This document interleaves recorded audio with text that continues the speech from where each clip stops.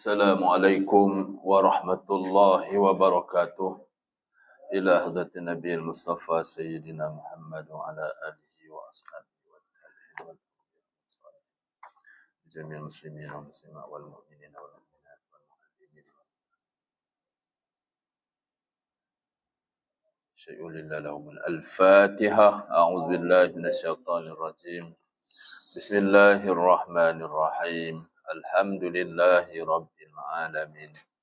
Ar-Rahmanir Rahim, Maliki Yaumiddin. Iyyaka na'budu wa iyyaka nasta'in. Ihdinas siratal mustaqim, siratal ladzina an'amta 'alaihim, ghairil maghdubi 'alaihim waladdallin. Amin. Alhamdulillahilladzi anzala ala 'abdihil kitaba wa lam yaj'al lahu 'iwaja. Asyhadu an la ilaha illallah wa asyhadu anna Muhammadan 'abduhu wa rasuluh. Allahumma salli ala sayyidina Muhammad wa ala alihi wa ashabihi والتابعين وتابعي التابعين لهم بإحسان إلى يوم الدين أما بعد. Firman Allah Subhanahu wa taala, a'udzu billahi minasyaitonir rajim. Innallaha yuhibbut tawwabin wa yuhibbul mutatahhirin. Shadaqallahul azim. Maksudnya sesungguhnya Allah Subhanahu wa taala kasih kepada hamba-hambanya yang bertaubat. Dan Allah Subhanahu wa taala kasih kepada hamba-hambanya yang menyucikan diri. InsyaAllah, pertama sekali marilah kita merafakkan setinggi-tinggi kesyukuran pada Allah Subhanahu wa taala kerana dengan limpah kurnia izin daripada Allah Subhanahu wa taala masih lagi memberi peluang kehidupan kepada kita. Kita masih boleh bernafas. Kita masih boleh bernyawa. Dan diberi dengan iman, dengan nikmat yang paling besar, iaitu nikmat iman dan nikmat Islam. Mudah-mudahan peluang yang diberikan oleh Allah Subhanahu wa taala ini kita manfaatkan sepenuhnya bagi mencari redha Allah. Mencari bekalan-bekalan yang disuruh oleh Allah. Wa tazawwadu fa inna khairaz zadi taqwa.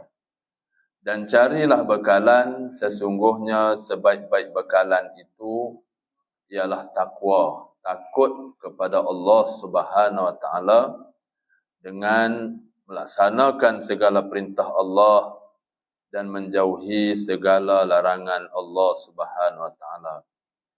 Sungguhnya berjayalah hamba-hamba Allah yang bertakwa kepada Allah.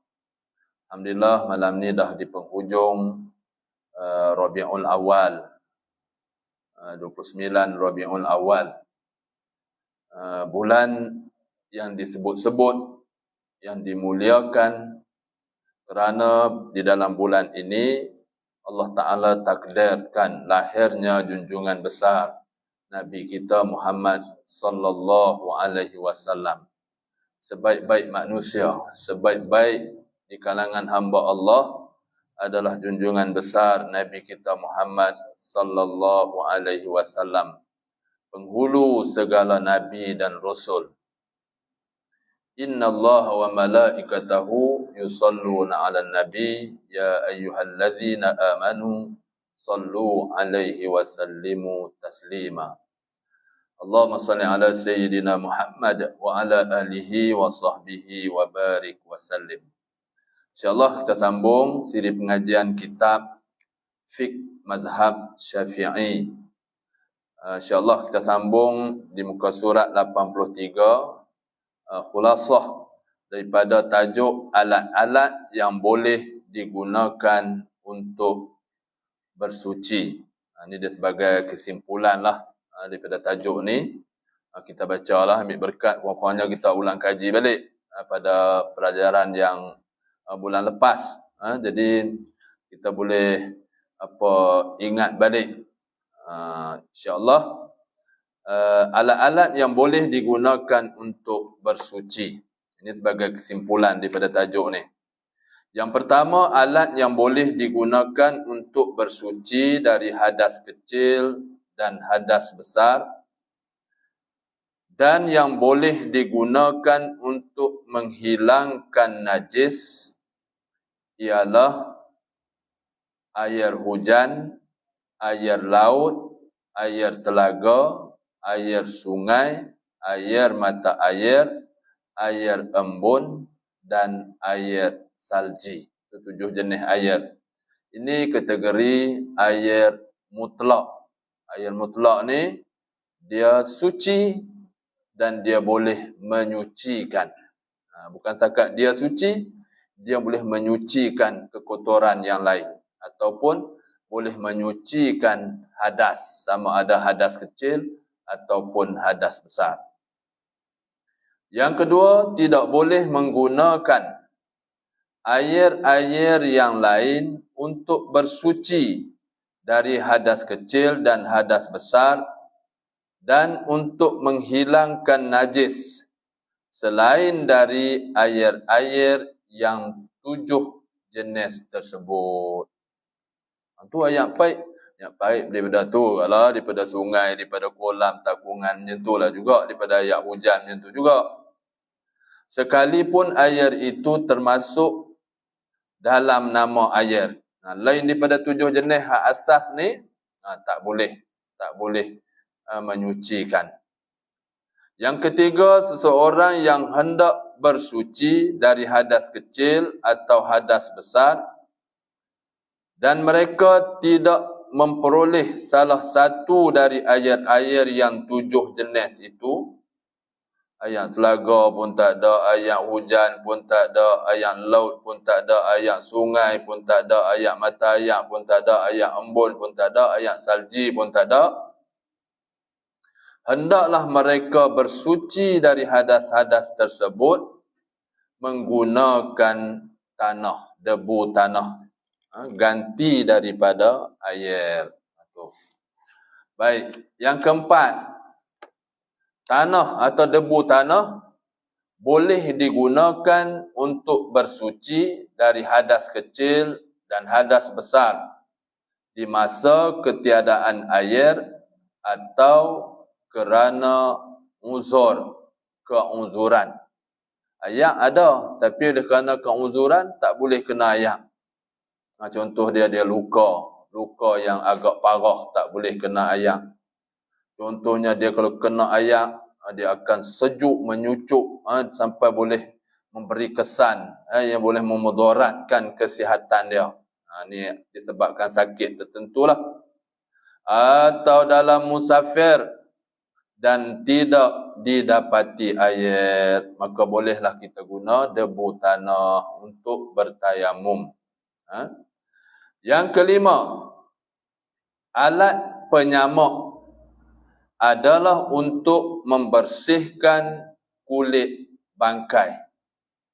Sekalipun kulit bangkai itu dari binatang yang halal dagingnya.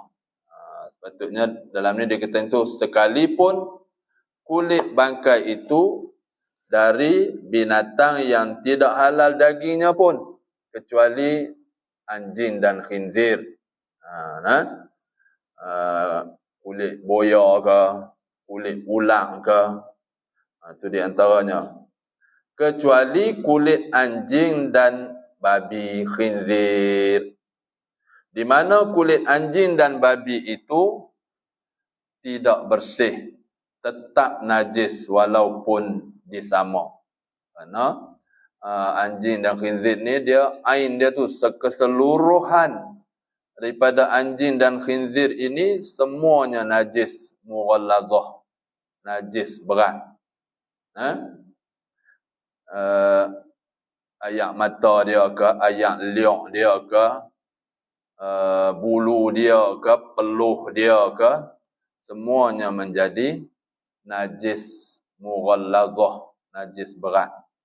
Tapi kalau ada wuduk pijak najis khinzir pun tak batal wuduk. Kena faham jelas-jelas. Duk heboh pijak tik cicak batal wuduk. Tu salah lah tu. Tu tak betul lah. Duk kalut nak kutuk ulama, duk kalut nak kata dekat ulama sampai habis, terbongkar habis. Hang tak mengaji rupanya fardu ain. Pijak tik cicak boleh batal wuduk. Tak. Tai khinzir, tai anjing pun kalau pijak tak batal wuduk.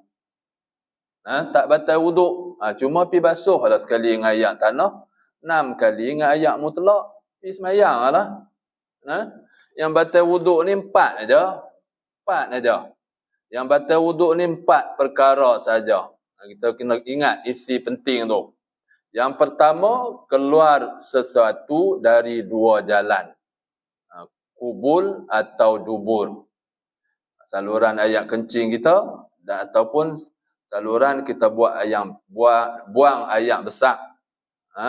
Kita buang ayak besar, keluar apa-apa saja. Something tak kira.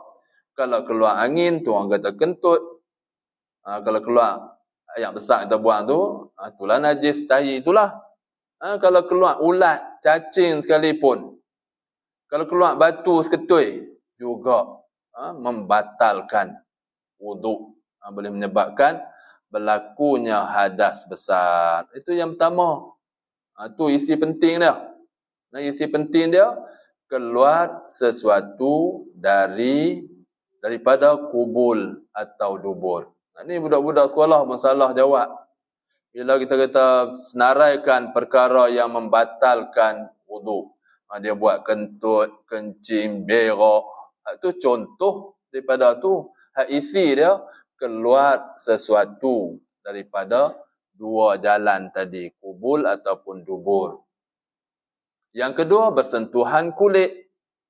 Lelaki dan perempuan yang bukan mahram, yang boleh kahwin. Sentuh kulit, batal lah. Walaupun dengan isteri sendiri. Sentuh kulit, batal. Itu yang kedua. Tanpa berlapik. Kalau lapik dengan kertas, dengan kain. Tak batal. Tak batal. Ini sentuh kulit. Kalau pakai sarung tangan ke apa, sentuh, tak batal. Cuma kalau yang bukan mahram ni sengaja duk sentuh, hukum dia tetap haram. Tetap haram. Cuma tak batal wuduk sekiranya berlapik, ada kain, ada apa sesuatu yang menghalanglah daripada kulit ni kena. Itu yang kedua. Yang ketiga, bersentuhan perut tapak tangan ni. Ni perut tapak tangan ni. Sentuh apa? Zakar. Yang orang lelaki punya tu. Untuk buang air kecil tu. Faras. Yang orang perempuan punya. Dan halaqah dubur anak Adam. Tempat kita basuh berak tu. Kawasan keluar tu. Kawasan kita basuh tu. Kalau kena, maka batal. Maka batal wuduk. Pasal apa sebut anak Adam? Pasal nak mengecualikan binatang. Kalau kena yang kambing punya, yang kucing punya, tak batal. Kalau ada najis, pergi basuh lah najis tu. Tak ada masalah. Tu yang ketiganya tu. Kalau kita basuh kot tu. Tapi tak puas hati lah kot. Kot tak cuci. Tak batal. Dia kot ni, kawasan ni. Kawasan ni. Kalau kot tu tak batal. Ataupun pakai sarung tangan. Tak apa. Atau pakai alat lain. Tak batal. Tak ada masalah. Tu. Yang keempat. Yang keempat, hilang akal. Sebab gila. Hilang akal. Walaupun sekejap. Dia ambil wuduk. Lepas tu dia gila. Batal wuduk. Bukan setakat batal wuduk. Puasa pun batal. Sembahyang pun batal. Ataupun tidur yang tidak tetap papan punggung dia. Maksudnya tidur yang tak sedap lah juga. Menyebabkan batal. Tu hari Jumaat. Duk mai sembahyang Jumaat. Duk baca khutbah tu. Ramai orang khusyuk. Terlebih khusyuk. Tidur. Sampai tak sedar lah. Dia kena pergi ambil wuduk balik. Melainkan kita duduk. Tetap macam tu. Orang kata. Duk ingat lagi. Ingatan tu duk ada lagi. Cuma. Masih tetap. Ni tidur. Macam tidur di rumah dah. Lepas tu bangkit nak semayang, melelong, bangkit nak berdiri betul, melelong, pergi ambil wuduk lain lah semayang. Empat tu aja yang batal wuduk. Empat tu saja, tu kaedah dia yang asal. Empat tu saja yang batal wuduk. Pijak, tai cicak tak batal, pijak, tai ayam tak batal. Bukan kata yang tu, tai khinzir, tai anjing pun tak batal. Pi basuh dengan satu kali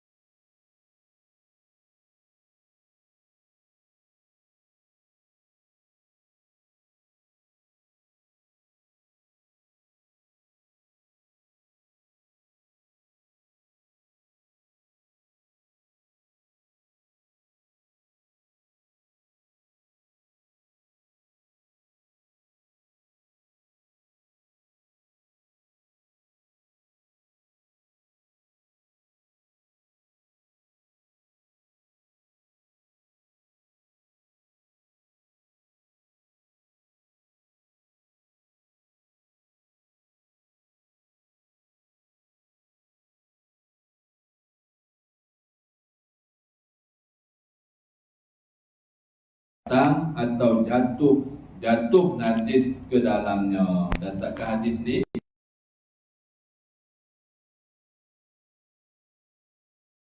mereka mengharuskan ikut mazhab Hanafi ya.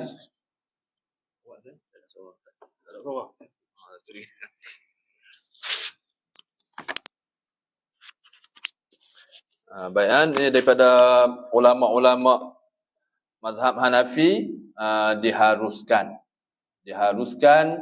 membersihkan najis dan mengangkat hadas, yakni berwuduk ataupun mandi janabah dengan menggunakan air yang mustakmal. Yang mustakmal ni kita dah gunakan dah, air basuhan pertama tu. Baik, mengikut ulama Asy-Syafi'iyah berpendapat suci najis dan terangkat hadas kecil dan hadas besar ialah dengan menggunakan air mutlak, bukan menggunakan air mustakmal. Ni yang kita duk pegang ni. Kita guna ni lah. Tapi guna nak ikut Hanafiyah, ulama Hanafi, mereka ada hujah-hujah mereka. Ini yang dikatakan khilaf. Kata hukama apa? Nabi kata di antaranya, al-khilafu ummati rahmah. Perselisihan pendapat di kalangan umatku adalah rahmat kepada umat-umat yang kemudian ni. Adalah satu rahmat. Kita ada pilihan. Kita ada pilihan. Baik. Apa dia ayat mustakmal tu?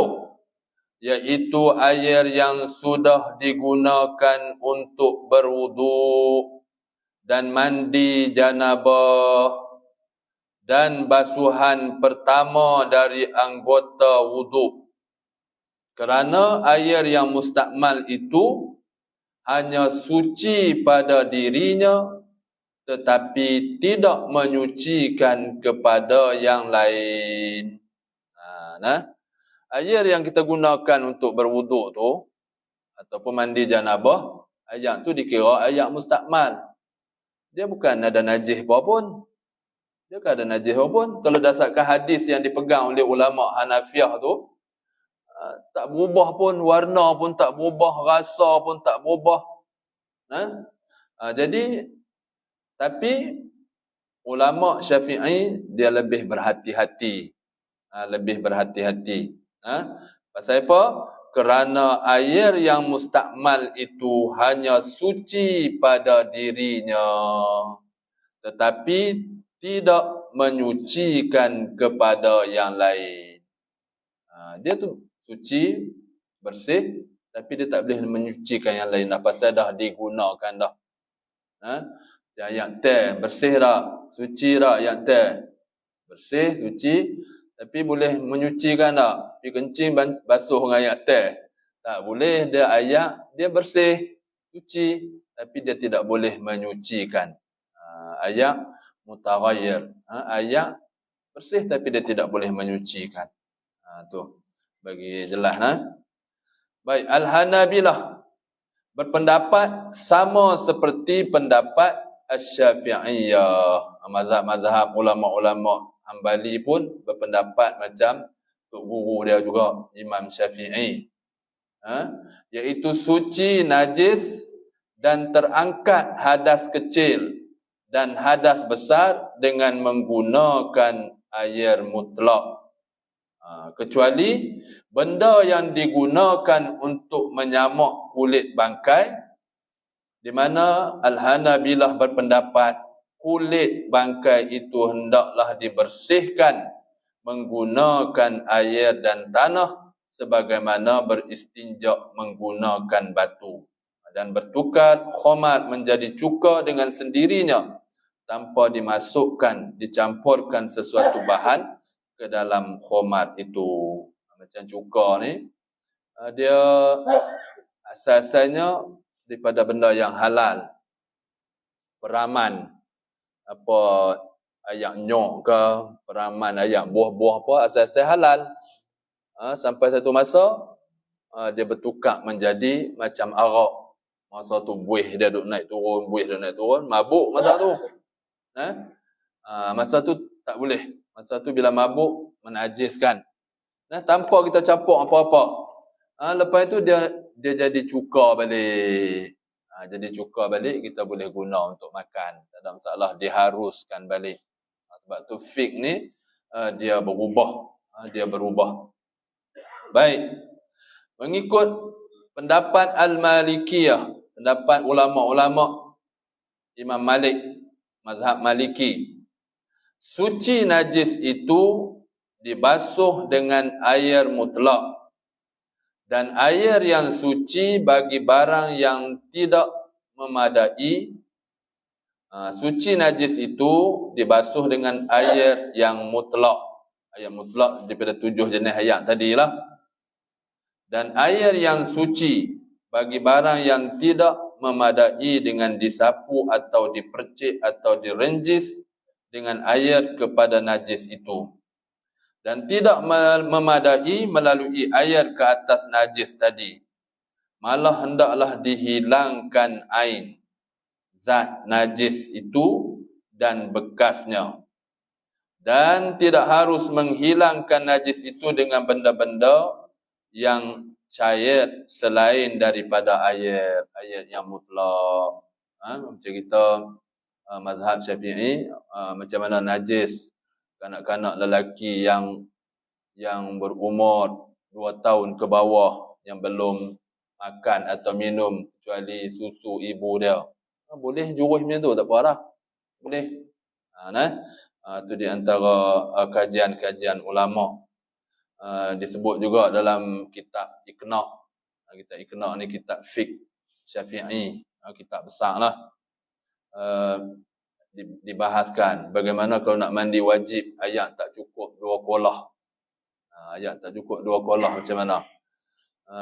Di antaranya caranya kalau macam kolam tu, kalau tak cukup 2 kolah, kita masuk terus je.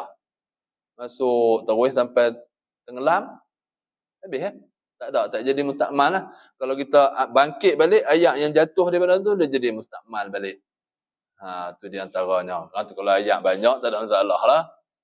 Ayat banyak, terjun debum masuk, tak apa, kolam ke, yang sungai ke, tasik ke, tak ada masalah. Baik, itu di antaranya perbahasan berkenaan dengan alat-alat tadi untuk bersuci. InsyaAllah kita masuk fasal yang keempat, jenis air. Ini ulang kaji ni, kita mengaji dah sampai apa? Darjah 6 dulu, tingkatan 1, tingkatan 5, kita belajar ulang kaji balik. Dalam pelajaran fardu ain, kafar tu pun kita dah ulang-ulang dah. Anak-anak kita pun duk belajar ni. Kita ulang kaji balik. Nak bagi ingat, nak bagi faham balik. InsyaAllah. Fasal yang keempat, jenis-jenis air. Air terbahagi kepada 4 jenis. Yang pertama, air mutlak. Yang kedua, air musyammas. Yang ketiga, air mustakmal. Dan yang keempat, air mutanajis. Itu ada 4 jenis air. Ulama dia kaji, nak bagi kita mudah faham. Lepas tu dibahagikan pula kepada 4 jenis air. Air mutlak, air musyammas, air mustakmal, dan air mutanajis. Kita tengok apa dia yang dikatakan air mutlak. Air mutlak ialah air yang turun dari langit atau yang terbit dari bumi. InsyaAllah masuk insya' dah. Kita bagi laluan ke azan dah. Sambung.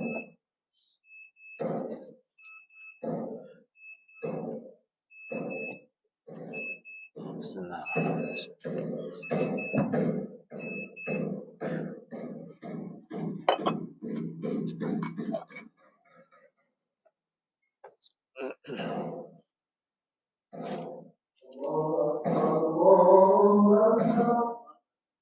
Allahu Akbar,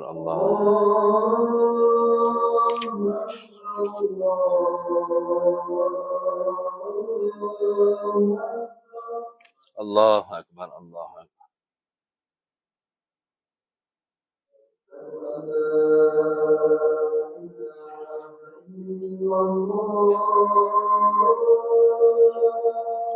أشهد أن لا إله إلا الله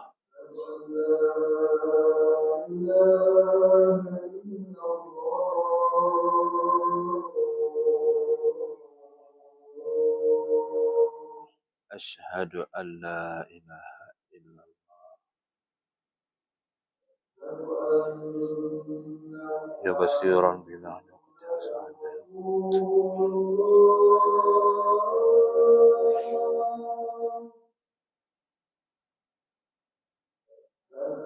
يا بصيرا بما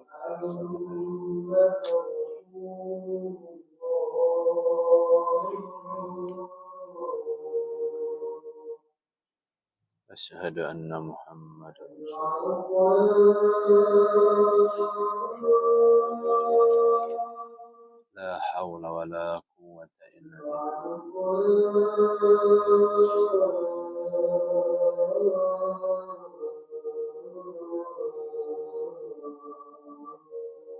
لا حول ولا قوة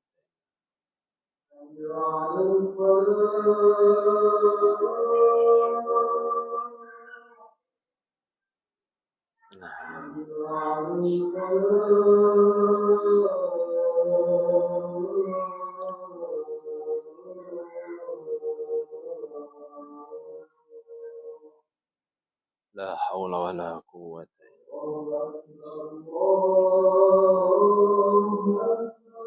الله أكبر الله أكبر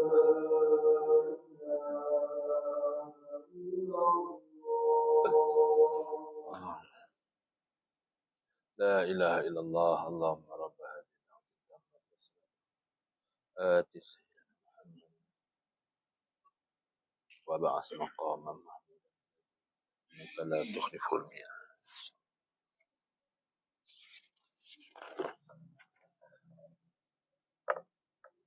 Baik, insyaAllah kita tengok definisi pengertian air mutlak.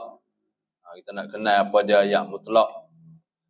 Yang 7 jenis yang kita belajar sebelum ni, alat untuk bersuci tu, ayat mutlak tu, daripada 7 jenis tu, ayat laut, ayat telaga, ayat hujan, ayat salji, ayat sungai, apa semua tu, daripada ayat mutlak. Apa dia air mutlak? Air mutlak ialah air yang turun dari langit atau yang terbit dari bumi. Daripada atas turun, daripada bawah, daripada bumi, terbit. Yang tetap atas apa juga sifat semula jadinya. Air mutlak ini adalah suci pada dirinya, lagi menyucikan bagi lainnya, dan tidak makruh menggunakannya untuk mengangkat hadas. Sama ada hadas kecil, kita nak berwudu, atau hadas besar, kita mandi wajib. Dan untuk menghilangkan najis yang diistilahkan dalam ilmu fiqh atau hukum syarak, tahirun fi nafsihi mutatahhirun li ghairihi. Suci pada dirinya, diri ayat tu sendiri suci, lagi menyucikan yang lain. Dia ada power dia, dia boleh menyucikan yang lain. Itu ayat mutlak. Ayat mutlak mengikut uruf ahli syarak ialah nama air yang tidak dikaitkan dengan yang lain. Tak dikaitkan dengan yang lain. Seperti air mawar. Itu dekat dengan mawar. Air teh. Air tebu. Air kelapa. Dan sebagainya. Bersih air ni kita boleh minum. Tapi dia tidak ada power untuk menyucikan. Dia tak boleh. Tak boleh nak menyucikan. Air-air tersebut tidak boleh dinamakan air mutlak. Kerana air-air yang tersebut itu adalah dikaitkan dengan yang lain. iaitu dikaitkan dengan mawar, teh, tebu, kelapa, di mana kait-kait tersebut adalah kait yang mesti dan tetap tidak boleh bercerai dengan perkataan ayat. Ya. Kita nak pisahkan teh dengan ayat. Macam mana? Ayat kopi, nak pisahkan kopi nak bagi dengan ayat tu macam mana? Tak boleh dekat, dia memang tak boleh macam tu. Tak boleh bercerai. Tu ayat sungai, kait dengan sungai, tu kait dengan nak habaq kata ambil di sungai. Ayat hujan turun daripada atas, dia tetap ayat yang mutlak, yang jelas. Ini adalah berbeza dengan kait-kait yang ada pada ayat yang 7 macam yang lalu yang kita dah belajar itu. Iaitu dikaitkan dengan hujan, pasal dia turun daripada langit, turun daripada atas. Ayat laut, ambil di laut. Ayat telaga, kita ambil daripada telaga. Ayat sungai, kita ambil kat sungai. Ayat mata air yang terbit daripada bumi ni. Ayat embun, yang turun daripada atas juga. Dan salji. Kait-kait tersebut adalah kait yang tidak mesti dan tidak tetap. Boleh bercerai dengan perkataan ayat. Oleh itu apabila disebut ayat sahaja, maka yang dimaksudkan adalah ayat mutlak. Semata-mata ayat tanpa kait. Jadi itu nak beza dia. Lain tu ayat mutaghayyir. Ayat yang bukan mutlak. Ayat nyok, ayat teh, ayat tebu. Ayat mutlak suci pada dirinya dan menyucikan bagi yang lain. Katakan ayat tu sendiri suci dan dia boleh menyucikan yang lain. Ini adalah berdalilkan kepada hadis Rasulullah sallallahu alaihi wasallam yang diriwayatkan daripada Abi Hurairah radhiyallahu anhu.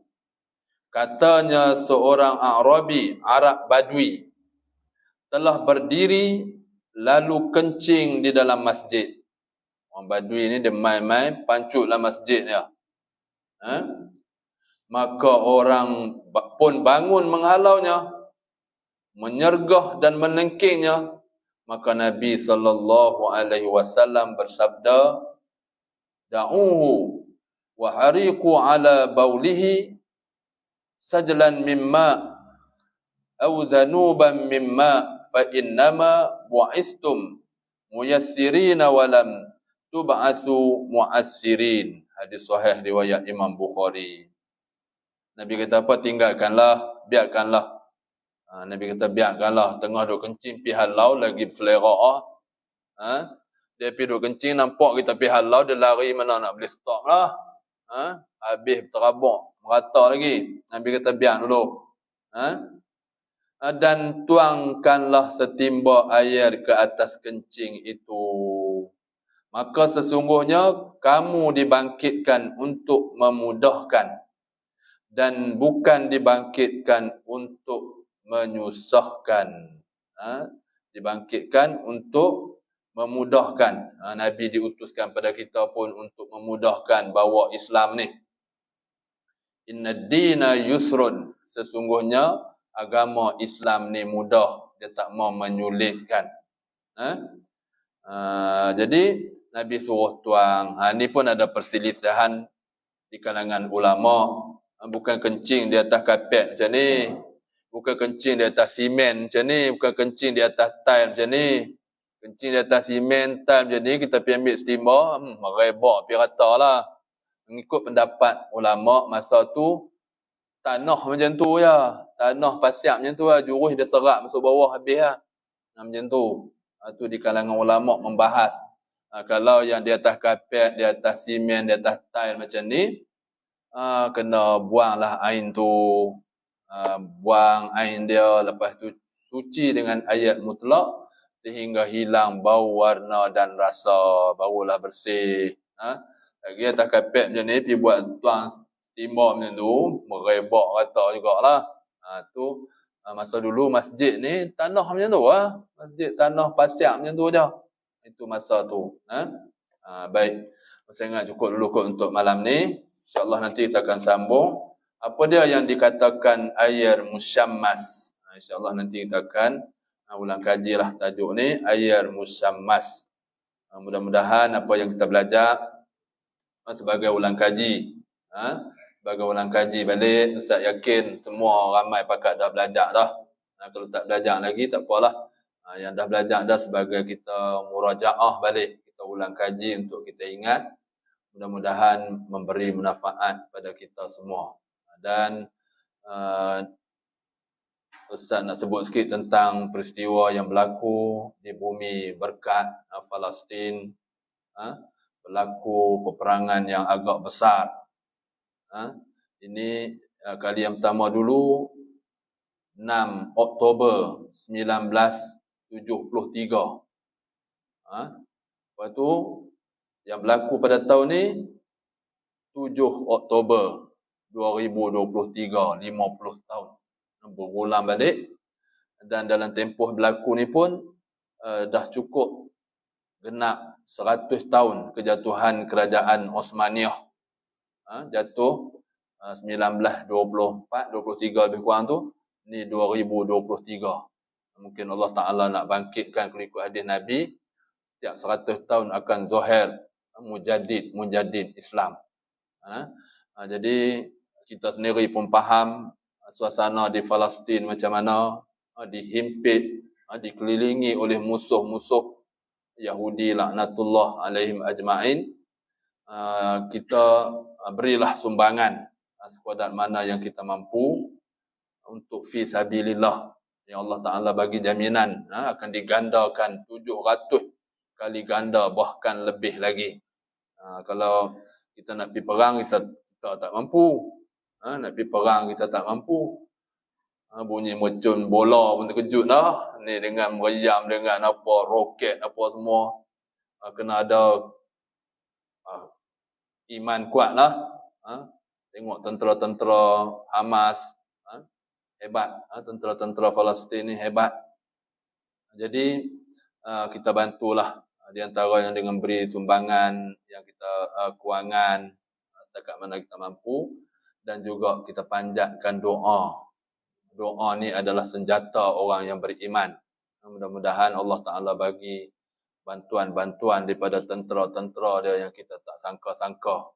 Malaikat-malaikat Allah. Di mana Allah Ta'ala bantu dalam peperangan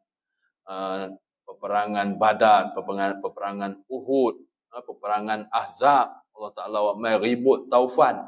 Ni Taufan Aqsa. Taufan Aqsa. Ini satu serangan yang hebat. Jadi nak kena lawan dengan kuasa-kuasa besar lagi, bukan Israel tu saja. Israel ni sebenarnya bukan ada negara depa. Depa ambil bumi umat Islam. Depa ambil bumi umat Islam, depa rampas, depa masuk. Pasal dalam kitab Talmud rujukan depa ni, depa rampas umat Islam ni dapat pahala kat depa. Umat Islam kita, orang Palestin keluar pergi makan kenduri, balik-balik ada orang di rumah. Nak masuk tak boleh depa ambil. Untuk bayangkan sampai macam tu. Sampai macam tu depa rampas hak-hak umat Islam. Jadi walaupun duduk dalam keadaan macam tu, seolah-olah dalam penjara bagi umat Islam. Jadi kita kena sokong. Jangan duduk protes pula. Kita kena sokong gerakan yang dilakukan oleh umat Islam di Palestin. Kita bertawakallah, doa banyak-banyak kepada Allah, mudah-mudahan bantuan daripada Allah sampai insya-Allah. Baik, insya-Allah. Allahumma salli ala sayyidina Muhammad wa ala alihi wa sahbihi ajma'in. Rabbana iftah bainana wa baina qaumina bil haqq wa anta khairul fatihin. Allahumma nawwir qulubana bi nuri hidayatika kama nawwartal arda bi nuri syamsika abada bi rahmatika ya rahimin. Allahumma arinal haqqa haqqa warzuqna ittiba'ah wa arinal batina batina warzuqna ijtinabah. Allahumma ansuril Islam wal muslimin wa azil asy-syirka wal musyrikin wal kufra wal kafirin wal nifaqa wal munafiqin wal zulma wal zalimin. Allahumma ansur mujahidin fi Palestin. Allahumma ansur وانصر المجاهدين في فلسطين وفي سوريا وفي كل زمان وفي كل مكان. اللهم إنا نجعلك في نحور أعدائنا ونعوذ بك من شرورهم. اللهم بدر شملهم وفرق جمعهم وشتت كلمتهم وزلزل أقدامهم وسلط عليهم كلبا من كلابك يا قهار يا جبار يا منتقم يا الله يا الله يا الله. اللهم يا منزل الكتاب ويا مجري السحاب ويا هازم الأحزاب اهزمهم وانصرنا عليهم. اهزمهم وانصرنا عليهم. اهزمهم وانصرنا عليهم. ربنا عليك توكلنا وإليك أنبنا وإليك المصير. ربنا آتنا في الدنيا حسنة وفي الآخرة حسنة وقنا عذاب النار. وصلى الله على سيدنا محمد وعلى آله وصحبه أجمعين. سبحان ربك رب العزة عما يصفون وسلام على المرسلين والحمد لله رب العالمين. تقبل الله. اللهم